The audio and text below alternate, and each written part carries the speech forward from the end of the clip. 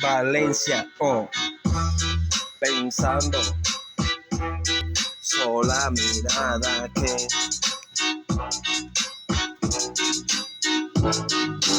vengo de este mundo un poquito loco. La gente pensaba que mi vida era sofoco. Yo inventaba pocas cosas, yo vivía como un loco. Hasta que mi vida dio un girazo, todo el mundo loco. Yo seguí escribiendo mi música así. Por eso la gente pensaba que no conseguí, yo lo logré.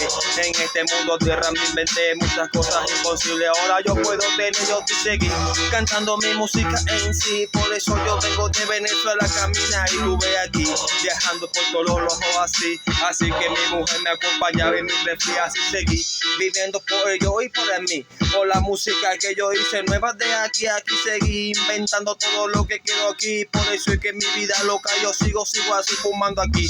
Yo vengo como si fuera un freestyle, mi música fumo de día y noche como está y que yo ven. La gente no supo lo que inventé hasta que yo vengo, mira nuevo bim bam, que así que ven. La gente no sabía lo que es, gente decía loco no lo vas a conseguir, me decían que yo estaba de loco tanto fumar, pero mi vida estaba inventada en el rap que yo vengo. Por eso mi música te entretengo, la música que yo tengo es mucho argumento que violento. Aquí yo sigo argumento, inventando mucha música que luego que tengo aquí yo que la gente pensó que era la que vivía con una mente de rap, no inventé, yo percibía que yo mi música un día lograría lo que yo quería, la que gente toda mía aquí que voy viviendo con una amiga de flow. Mi música es música de flow, mi vida real, por eso yo vengo a importar. Desde que tuve allá mi casa se iba a mojar de aquello que